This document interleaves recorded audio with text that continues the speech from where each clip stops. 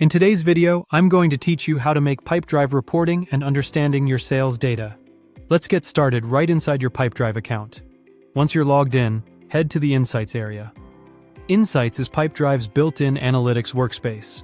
It turns the data you already track, like deals, stages, owners, and values, into visual dashboards and reports so you can see trends, measure performance, and make decisions with confidence. Click Create, then choose Report. A report is a focused view of your CRM data that answers a specific question, such as how many deals you won this week, or which reps closed the most value this month. For the data source, select Deal.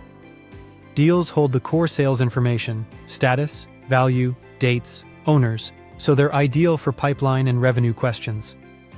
Choose Performance as the report type. Performance reports summarize counts and values over time, and let you compare categories like owner, source, or pipeline. They're perfect for tracking results and spotting what's working. Click. Continue to open the report builder. Now set up the filters that define exactly which records the report will include. First, choose the filter deal created on and set it to this month.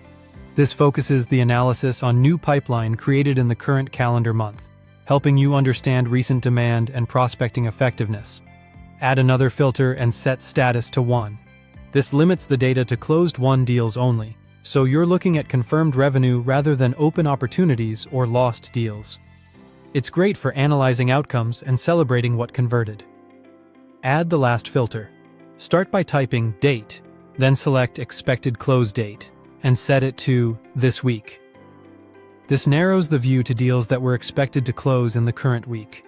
Pairing expected close with one status helps you gauge forecast accuracy and short-term momentum.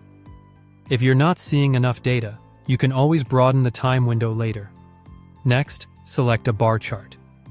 Bar charts are excellent for side-by-side comparisons, like value by owner, by source, or by stage, because the differences are immediately visible.